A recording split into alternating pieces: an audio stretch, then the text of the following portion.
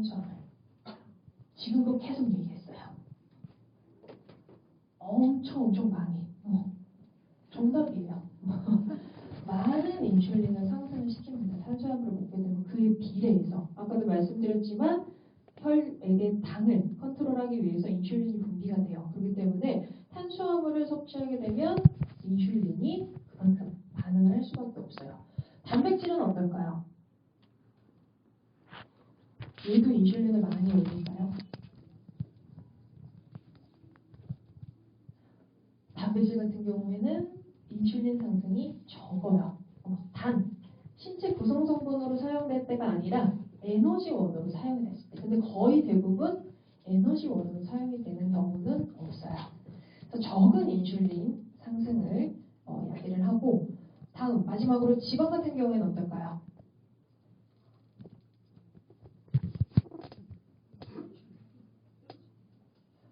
오늘은 생각이 많으신 것 같아요. 지방 그냥 알려드릴게요. 인슐린에 영향을 주지 않습니다. 자, 그러면 여기까지 여러분들이 공부를 했다면, 내가 지금까지 탄수화물을 주식으로 했다면 이 세 가지 중에서 어떤 걸로 이제부터 여러분들 인체 에너지를 받으시겠어요? 지방. 그럼 이제부터는 여러분들 지방 많이 드셔야 돼요. 자신 있으세요?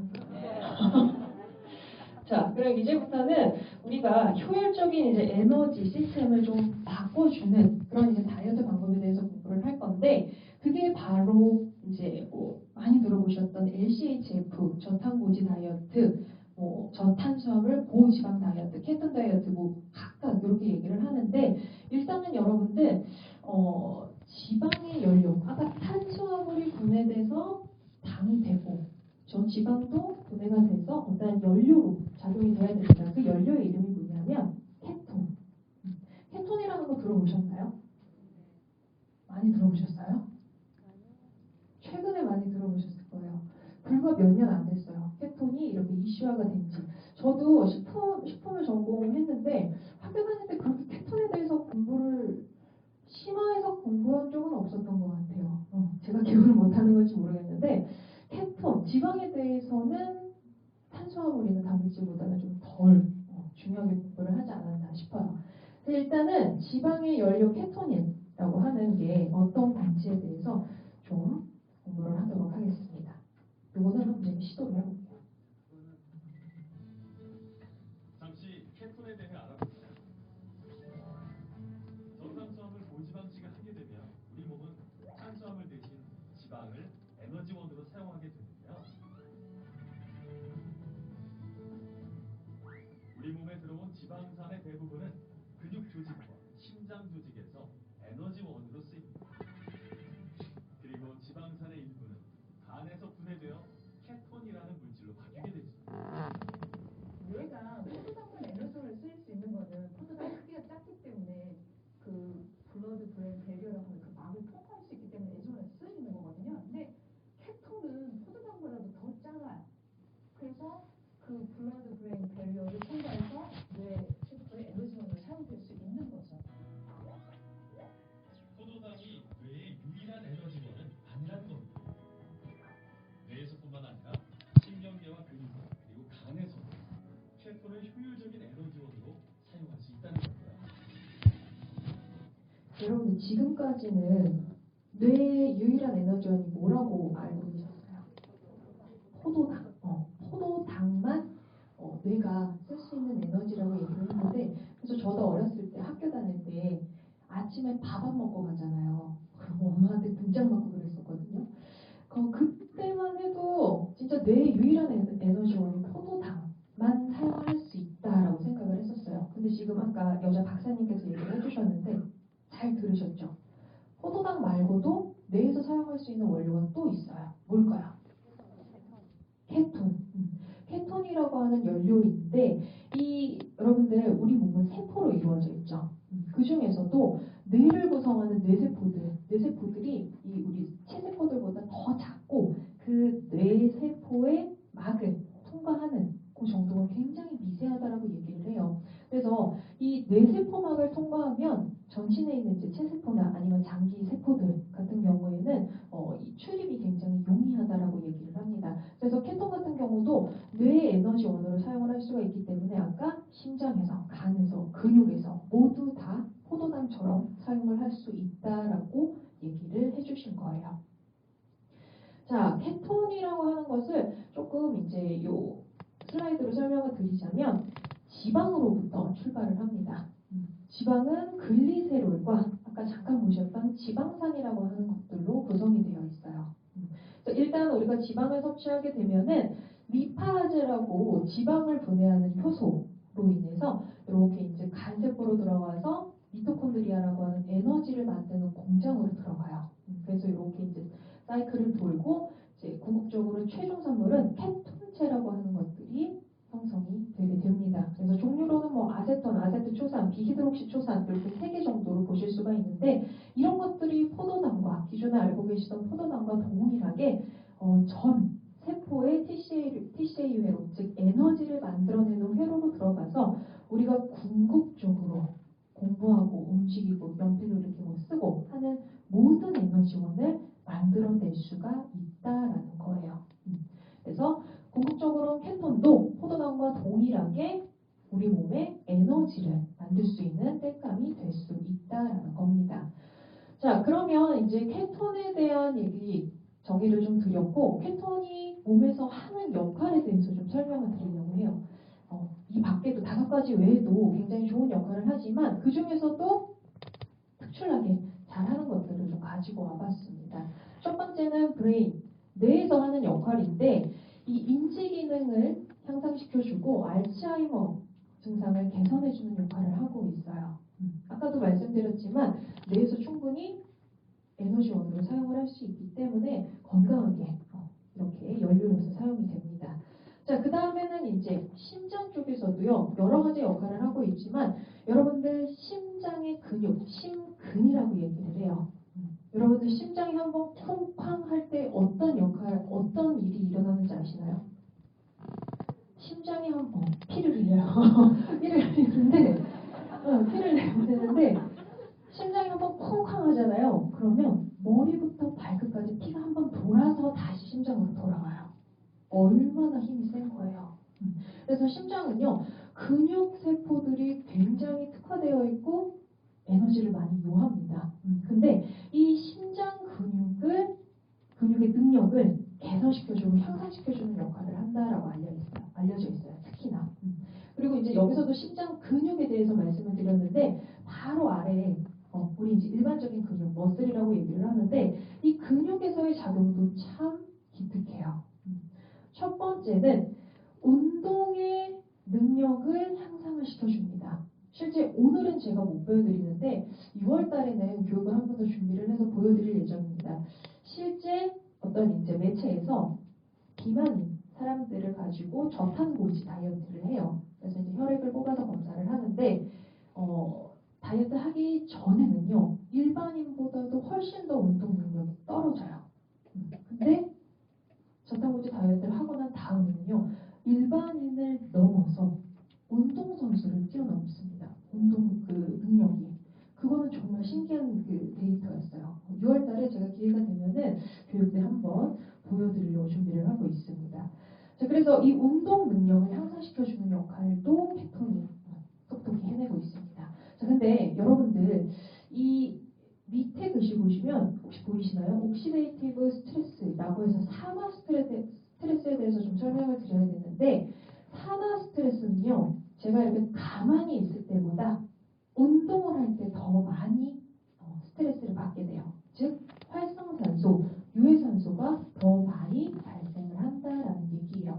아이러니하게도 건강을 위해서 우리가 운동을 많이 하라고 하는데 그만큼 여러분들 움직이면 움직일수록 잘 때도 활성산소가 만들어지는데 움직이면 얼마나 더 많이 만들어지겠어요. 그래서 항상 운동하실 때 이럴 때 항산화 영양제나 이런 거 잘 챙겨 드셔야 된다는 말이 그 말입니다.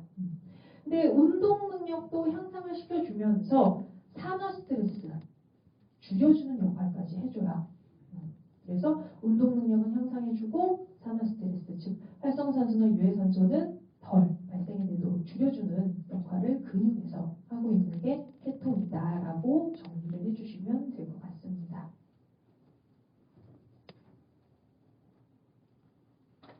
자, 그 다음에 네 번째, 인플라메이션. 이건 아까 뭐였죠? 염증. 이 염증을 이제 막아주는 역할을 한다라고 이제 영어로 써져 있는데 이거는 당연한 얘기예요. 여러분들 아까 염증 수치가 올라가고 염증 반응 물질들이 많이 나오는 이유는 지방세포도 늘어나게 되고 인슐린 저항성, 즉 인슐린이 과잉돼서 염증을 불러일으킨다고 말씀드렸죠. 근데 여러분 아까 그거는 탄수화물을 먹었을 때 탄수화물을 너무 많이 먹었을 때 인슐린이 높아져서 염증을 불러일으킨다면 지금은 우리 지방 얘기하고 있잖아요. 지방은 아까 인슐린 건드린다고 했나요? 안 했나요? 그렇죠. 그렇기 때문에 어떻게 보면요. 염증을 막아준다라고 하는 건 당연한 결과일지 모릅니다. 그래서 인플라메이션까지 보셨고 그 다음에 마지막으로 바디팻, 체지방. 자, 이거를 이제 좀 보자면 지방세포 안에서의 대사 능력을 올려준다라고 적혀져 있어요. 그래서 지방세포 내에서도 지방을 사용하고 난 다음에는 대사할 건 대사, 내보낼 건 내보내고 그리고 저장할 건 저장해서 이런 기능들이 잘 돌아가야 되는데 그 능력을 같이 도와주는 게 케톤이 하는 역할이다라고 보시면 쉬우실 것 같습니다. 자, 그래서 이렇게 5개를 여러분들이 같이 보셨어요. 이 외에도 하는 역할은 굉장히 많아요. 자, 그러면 이제 케톤을 공부하셨으니까 케톤을 가지고 다이어트를 하는 방법에 대해서 본격적으로 좀 소개를 드리려고 합니다. LCHF 다이어트라고 얘기를 하는데 많이 들어보셨나요? LCHF? 네. 아, 감사합니다. 자, LCHF 같은 경우에는요, 줄임말이에요. 약자인데 low carbohydrate, high fat. 한국말로 바꿔 말하면 뭘까요? 저탄수화물, 네. 고지방. 저탄수화물, 고지방. 또 한국 사람들은 줄여 말하는 거 좋아하잖아요. 확 줄여서 저탄고지 다이어트라고 얘기를 합니다. 모든 게 다 똑같아요. 뭐 LCHF, 케톤 다이어트, 저탄고지 다이어트, 저탄수화물, 고지방 다이어트 이런 것들이 다 그냥 한 맥락이라고 보시면 될 것 같아요. 제가 일단 LCHF 다이어트를 뉴 패러다임이라고 지금 설명을 드렸는데 지금부터는 정말 LCHF 다이어트를 즉 케톤을 어떻게 사용해서 다이어트를 하시는지 식단이나 이런 것들을 좀 식재료들이나 이런 것들을 좀 보여드릴 건데 뉴 패러다임이라고 적은 이유가 있어요. 아마 뒤에서 이제 제가 이것도 드셔도 됩니다, 저것도 드셔도 됩니다 이렇게 얘기를 드릴 건데 기존에 내가 알고 있던 다이어트 방법이랑은 완전히 다르다라고 보시면 될 것 같아요. 자, 일단은 그 식단을 좀 보기 전에 식재료들을 보기 전에 영국에서 한 실험을 제가 소개를 드려야 되는데 일단 이 실험에 대해서 간략하게 설명을 드리자면 영국에서 이 저탄고지 다이어트가 기존의 다이어트들과 이제 비교를 했을 때 어떤 효과를 가지고 있는지 비교를 한 실험이에요. 그래서 이제 24개월 약 2년 동안 다이어트를 시키는 그런 이제 실험이라고 보시면 됩니다. 집단은 3개의 집단으로 나눠요. 첫 번째 집단은 로우 팻 다이어트. 지방을 적게 먹인 집단이에요. 그리고 지방을 적게 먹이고 다른 걸 많이 먹인 탄수화물이나 단백질을 많이 먹인 집단이고 두 번째는 다 적당하게 먹였지만 칼로리를 엄격하게 제한하는 다이어트라고 보시면 되고요. 세 번째는 우리가 지금 알고 싶어하는 저탄고지 보시면 로우 카보하이드레이트 탄수화물을 적게 먹은 다이어트 집단이 3번이다라고 기억을 하시면 좋을 것 같습니다. 자, 일단 결과를 보시게 되면 이 가로축은 0부터 24개월 그리고 세로축은 밑으로 떨어질수록 더 많은 감량을 보인 거예요. 자, 이렇게만 봤을 때 결과만 봤을 때 1번, 2번, 3번 중에 어떤 그래프가 가장 아래쪽에 위치하고 있을까요? 3번. 3번 데이터가 아까 어떤 데이터라고 말씀드렸죠? 그렇죠. 저탄고지를 한 이 집단이라고 말씀을 드렸는데 결과적으로도 저탄수화물을 섭취한 집단이 이 세 집단 중에서 가장 감량률이 좋았어요. 여기까지도 참 훌륭한 결과일 수 있는데 저는 여기서 한 가지를 더 말씀을 드리자면 초기 단계의 그래프예요. 자,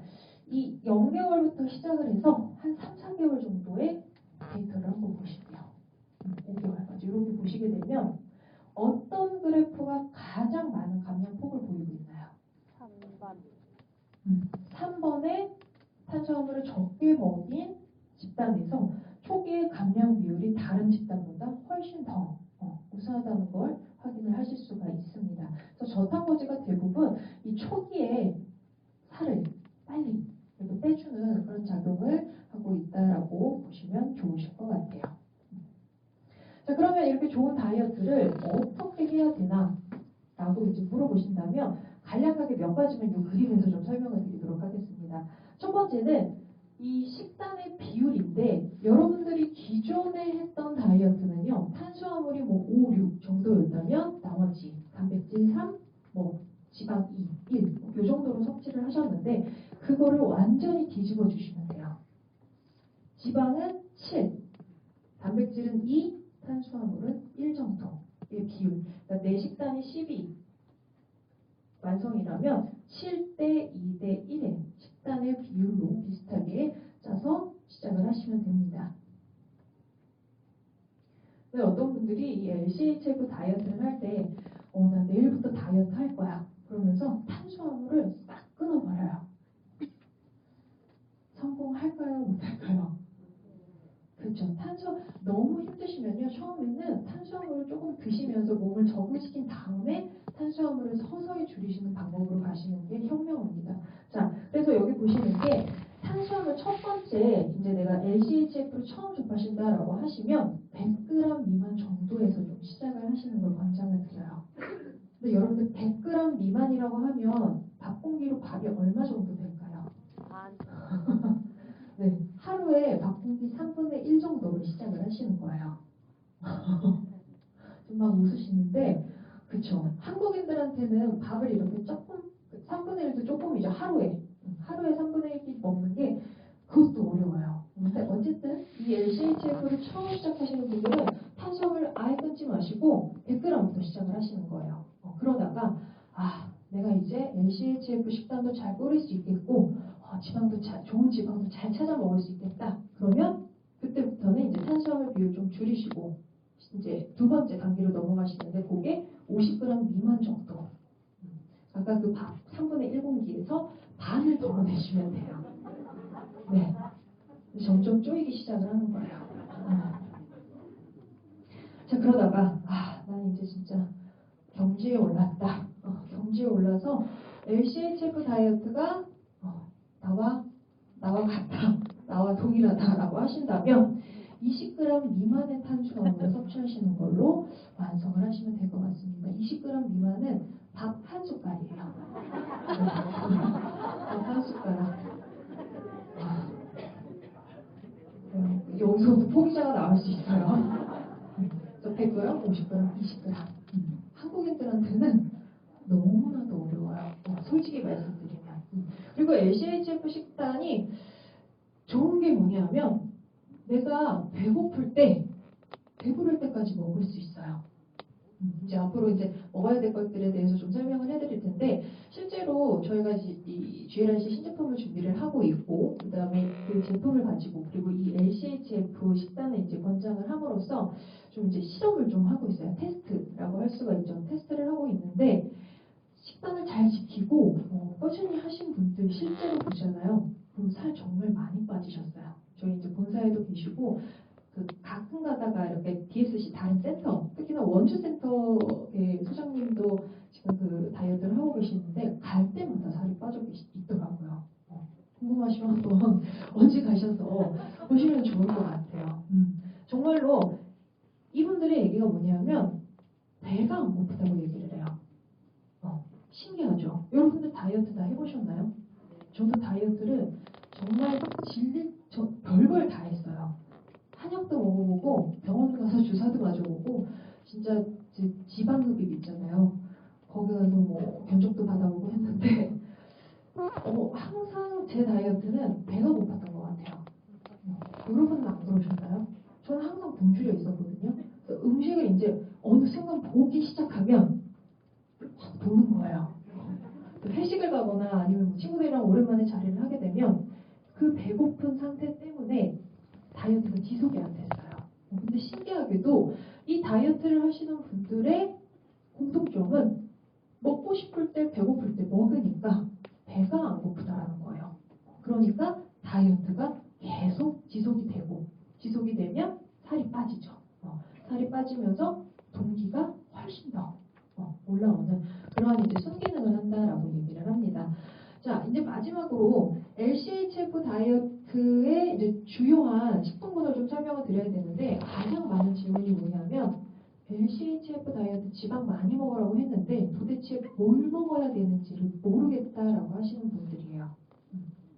그래서 여기 보시면 크게는 네 가지의 식품군으로 나눠볼 수가 있는데 단백질, 오일, 지방, 과일, 야채, 채소, 그리고 우유, 유제품 이렇게 이제 크게는 다른 이제 식재료들도 많지만 관계상 가장 중요한 것들에 대해서 좀 설명을 드리도록 할게요. 자, 첫 번째는 단백질. 단백질 같은 경우에는 여러분들 어떤 다이어트를 하시건 굉장히 중요한 부분이고 이 역시도 LCHF 다이어트에서도 중요한 부분입니다. 단백질은 아까 제가 말씀드렸듯이 몸의 벽돌과 같은 역할, 내 몸이 집이랑 벽돌과 같은 역할을 하기 때문에 건강한 단백질을 꾸준히 섭취를 해주셔야 돼요. 자, 다음 LCHF 다이어트에서는 계란 드셔도 되고요. 노른자, 흰자 다 드셔도 돼요. 다이어트 할 때 보통 뭐를 안 먹죠? 노른자를 안 드시죠. 저도 삶아서 노른자만 빼고 먹었었는데 계란은 전란, 흰자, 노른자 다 드셔도 됩니다. 먹고 싶은 만큼 드세요. 자, 그 다음에 각종 육류, 돼지고기, 소고기, 닭고기, 또 뭐 있죠? 말고기, 양고기 뭐 많은데 다 드셔도 돼요. 육류 드시고 그 다음에 밑에 어류, 단백질 근원을 많은 분들이 육류에만 국한지어서 생각을 하시는데 어류도 좋은 단백질 원이 될 수가 있습니다. 그래서 끼니 때마다 이렇게 간간히 좀 챙겨 드시면 좋아요. 자, 그 다음에 아래 뼈를 우려낸 국물. 강사님 이거 잘못 쓰신 거 아니에요? 다이어트 할 때 국물 먹으면 안 돼요. 건더기 먹어야 돼요. 그러시는데 뼈를 우려낸 국물, 사골 같은 거 잘 말씀해 주셨는데 사골 같은 거 드셔도 돼요. 간간하게 간 하셔가지고 드시면 됩니다. 많은 분들이 다이어트 할 때 간을 안 하고 드시잖아요. 근데 LCHF 다이어트에서는 간을 해서 맛있게 먹으라고 얘기를 합니다. 자, 그 다음에 견과류도 좋은 단백질원이 될 수가 있는데 견과류 중에서도 뭐 여러 가지가 있지만 마카다미아, 그 다음에 브라질 너트 있죠. 그 두 가지가 단백질이 굉장히 풍부하다라고 얘기를 해요. 좋은 오일 근원의 이제 원재료가 되기도 하고 그래서 견과류까지 해서 단백질을 설명을 드렸습니다. 자, 여기서 제가 이제 다른 분들 다른데 가서 이제 교육을 하거나 이 식단에 대해서 물어보시는 분들의 오류를 가장 많이 범하는 부분이 어디냐면 육류 있죠. 단백질을 섭취하고 이제 좋은 지방 근원을 섭취해달라고 말씀을 드렸더니 몇 날 며칠을 삼겹살만 먹고 계시는 거예요. 삼겹살 구워 드시고 조금 질리다 싶으면 안식, 목식 뭐 이런 거 있잖아요. 그런 거 이제 구워 드시는데 어떤 분은 또 이런 분도 봤어요. 육류를 드셨다고 하시더라고요. 어떤 회원분인데 육류를 드셨는데 살이 안 빠진다고 하시는 거예요. 그래서 그러면 어떤 걸 드셨냐 얘기를 해달라고 했더니 스팸, 비엔나 소세지, 그리고 분홍 어묵 소세지 있죠. 그런 것도 육류 아니냐고 물어보시더라고요. 그거를 드셨대요. 그러니까 육류를 신선한 고기를 못 먹는 날 그런 거를 대용식으로 드셨다고 하시는데 여러분들 어떠세요? 먹어야 될까요? 말아야 될까요? 네, 제가 말씀드린 육류 지금 써져 있는 각종 육류는 정육점 가셔서 몇 근 주세요. 몇백 그램 주세요 해서 빨갛게 이렇게 가지고 오는 고기 있죠. 사실은 그런 고기를 말씀을 드리는 거고 웬만하면 가공육은 덜 드시는 걸로 그렇게 좀 설명을 드리도록 할게요. 어떤 분들은 이제 정육점 가기 싫으시니까 자꾸 스팸 드시고 소세지 드시고 그러는데 훨씬 더 신선한 육류가 도움이 많이 됩니다. 자, 그 다음에 오일 지방. 오일 지방은 코코넛, 아보카도, 마카다미아, 올리브, 생선, 크릴새우유 이런 것들 굉장히 권장을 드리고 동물성 지방에서는 버터와 라드, 버터가 정말 활용하기가 좋더라고요. 이 식단에서는. 혹시 라드 아시는 분? 라드. 이거 아시는 분들은 조금 연배가 있으신 분이라고 그러는데 라드가 옛날에는요 한국에서 돼지기름으로 불렸어요. 네. 그래서 돼지기름이라고 하는 라드도 섭취를 하셔도 됩니다. 한국에서는 이제 기름에 대한 그리고 지방에 대한 안 좋은 인식 때문에 돼지기름을 상용하고 상업화하는 게 많이 사라졌는데 실제로 다 맛있어요. 맛있죠. 그래서 다른 나라에서 특히 뭐 유럽이나 미국권에서도 상업적으로도 많이 돼지 기름을 사용을 하는데 한국에서는 많이 줄어드는 추세라고 얘기를 해요. 근데 풍미나 이런 것들은 정말 좋아요. 아까도 이제 빈대떡 얘기를 하셨는데 그렇죠. 돼지 기름은 빈대떡 부쳐 먹으면 맛있잖아요. 그래서 버터와 라드 같은 것들도 잘 활용을 하셔서 드시면 좋습니다. 그리고 오일과 지방 요거 중에서 또 하나 오류를 좀 찝어드리자면 버터를 드셔야 되는데 어떤 남자분께서 마트에서 뭔가를 사셨대요. 버터를 사셨대요. 근데 버터가 너무 좋다고 하시더라고요. 그래서 버터를 많이 드셨대요. 그래서 버터를 드셨구나 라고 하면서 이제 식단이나 이런 거 식재료도 사진 찍어서 보여주시는 걸 봤는데 버터가 아니고 마가린을 사셨더라고요. 남자분이셨는데 직접 장을 보셨대요. 마트에 가면 버터랑 마가린이 똑같이 생겼어요. 벽돌같이 이렇게 포장이 되어 있는데 가격이 더 싸더라는 거예요. 그래서 버터 대신 마가린은 똑같이 생겼으니까 마가린을 드셨다고 하는데 버터는 유지성으로 만든 동물성 지방이고 마가린 같은 경우에는 뭘까요? 식물성 지방은 원래는 이제 지방이라고 안 하고 식물성 오일이라고 얘기하는 이유가 실온 상태에서 액체예요. 액체 상태인데 여러분이 보시는 마가린은 지금 식물성 지방이라고 말씀해 주셨는데 딱딱하죠. 인위적으로 화학적인 그거를 해서 첨가를 하고 이거 이제 화학적 구조를 바꿔서 버터처럼 만들어 놓은 거예요. 왜냐하면 버터가 아무래도 유지방을 사용하다 보니까 단가가 비싸요. 그래서 마가린은 아무래도 이제 식물성 지방을 인위적으로 화학적으로 변형시킨 거기 때문에 조금 돈을 더 주시고 버터를 사용하시는 걸로 이렇게 알고 계시면 좋을 것 같습니다. 자, 그 다음에 야채, 과일, 그 다음에 채소 이 카테고리를 봐야 되는데 여기서 불만이 가장 많은 게 뭐냐면 과일. 과일은 제가 여기도 좀 추가를 해놨지만 단맛 나는 과일은 제외. 또 어떤 분이 어느 센터에서 제가 이렇게 설명을 드렸더니 화를 내시더라고요. 과일을 무슨 맛으로 먹냐고. 과일은 단맛으로 먹는데 단맛 나는 과일은 먹지 말라고 얘기를 하니까 그러시더라고요. 그리고 대부분의 여성분들이 과일을 좋아하시는데 ACHF 다이어트 하실 때는 이 단 성분들 있죠. 그 단 것들, 혀에 닿았을 때 단 것들은요, 당이라고 보시면 돼요. 특히나 뭐 바나나 같은 것들 얼마나 달아요. 탄수화물이 굉장히 많이 들어 있습니다. 그래서 드실 때도 조금 단맛이 덜 나는 걸로 선택을 해주시면 좋을 것 같아요. 과일은 좀 어려워요. 저도 이거를. 자, 그리고 이제 채소, 야채 같은 경우에는 듬뿍 드셔주시면 좋습니다. 토마토도 여러분들 많이 드셔도 돼요. 자, 그리고 이 지상에서 나는 채소, 야채, 즉 지상에서 자라는 잎채소들 있죠. 초록색 잎채소들, 뭐 여러 가지 채소들이 있는데 그런 것들은 많이 드시면 돼요. 그러니까 육류, 삼겹살 사오셔서 상추, 깻잎, 뭐 청경채 이런 거 다 싸드시면 돼요. 그런 식으로 야채는 많이 드셔주셔야 됩니다. 왜냐하면 아무래도 다이어트라고 하는 걸 하다 보면 이 탄수화물에서도 올 수 있는 비타민, 미네랄이나 이런 것들이 좀 부족해질 수가 있어요. 그래서 이 비타민, 미네랄, 식이섬유 이런 것들을 보충받기 위해서 뭐 영양제를 선택을 하셔도 되고 그리고 이렇게 지상에서 나는 채소들, 잎채소들을 듬뿍 드셔주시는 것도 도움이 됩니다. 그리고 가끔가다 여기에서 조금 이제 물어보시는 게 지하에 빵에 묻혀있는 것들 있죠. 고구 우리 좋아하는 고구마, 감자, 비트 뭐 이런 거 있는데 아예 드시지 말라고는 못하겠어요.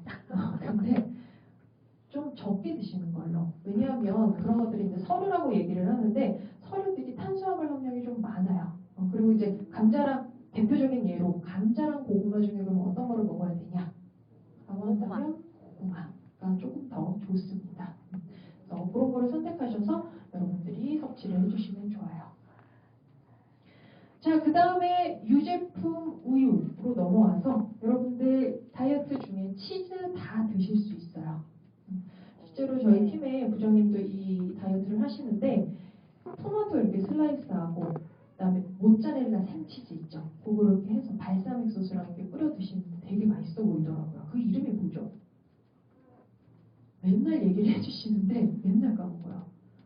그래서 그런 이제 치즈, 채소 활용해서 식단 꾸미시면 되고, 그다음에 생크림, 생크림도 퍼 드셔도 돼요. 네. 생크림 드셔도 되고. 좋아. 신기하죠? 이런 거 먹으라고 그러니까 다이어트 중에. 먹어도 좋대요. 생크림 드셔도 되고. 자, 그 다음에 아몬드, 코코넛, 캐슈넛 밀크 이렇게 적어놨는데 요거는 이제 견과류인데요. 요 견과류들을 압착하면 요 액상이 이제 추출이 됩니다. 그런 것들 요즘 많이 보셨을 거예요. 저도 혹시 유당불내증 있으신 분 있죠? 우유 먹었을 때 설사하고 소화 안 되시는 분들. 제가 이제 유당불내증이 있는데 저는 이걸로 대신해서 우유 먹는 거를 대신을 해요. 아몬드유로. 그러니까는 속이 좀 편하더라고요. 설사를 일단 안 하니까. 그런 식으로 선택을 해주시면 되고, 무가당을 선택을 해주시면 좋을 것 같습니다.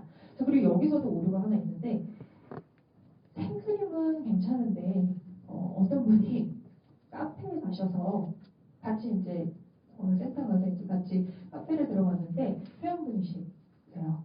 근데 카페 가서 캐러멜 마키아토를 시키셨는데 시럽을 다 빼달라고 하시더라고요. 시럽은 잘하셨어요. 왜냐하면 당덩어리니까.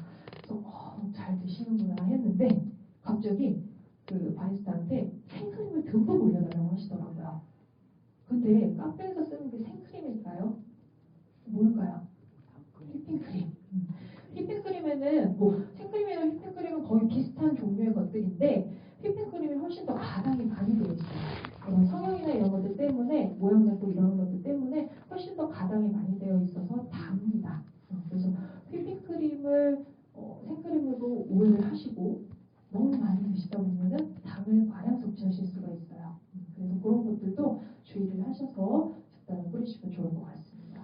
자, 여기까지 이제 설명을 드렸는데 제가 이제 이번 달에 전달할 내용은 여기까지가 다예요. 여러분들 보셨을 때 나는 정말 내일부터 이 LCHF 다이어트 잘할 수 있을 것 같아라고 하시는 거예요. 열심히 설명을 했는데 왜 한 번도 안 계시죠? 가끔 가다 보니까 그 어떤 매체에서 실제 다이어트 하시는 분들 순댓국밥집 가가지고 밥을 안 넣더라고요. 밥을 국밥에 국에 안 넣어요. 밥을 물리고 고기를 더 추가하고요. 버터를 녹여서 먹더라고요. 그것도 이제 저탄고지 식단에 포함이 될 수가 있습니다. 여러분들 혹시 그렇게 드실 수 있으신가요? 네. 생각보다 먹을만해요. 저는 궁금해서 먹어봤는데 먹을만은 하더라고요. 근데 아까도 말씀드렸지만 우리 주식이 뭐였죠? 지금까지? 쌀, 탄수화물이었어요. 그래서 이 탄수화물은 아까도 보셨듯이 인슐린 저항성 이렇게 설명을 하면서 계속 악순환되는 이 사이클 보여드렸죠. 탄수화물은 그리고 위험한 게 뭐냐면 중독성이 있어요. 계속 탄수화물을 많이 먹게 되면 또 다른 탄수화물을 불러일으키는 그런 순환의 고리를 가지고 있습니다. 그래서 우리가 갑자기 LCHF 다이어트를 한다고 탄수화물을 끊어버리고 적게 먹게 돼버리면 물론 좋은 다이어트 방법이지만 굉장히 우리를 힘들게 할 수가 있어요. 다이어트는 무조건 지속이 잘 돼야 되는데 일단 여기 보시고 나서 많은 분들이 교육 끝나고 나서 저한테 물어보시는 게 혹시 레시피나 식단은 달라고 하세요. 왜냐하면 여러분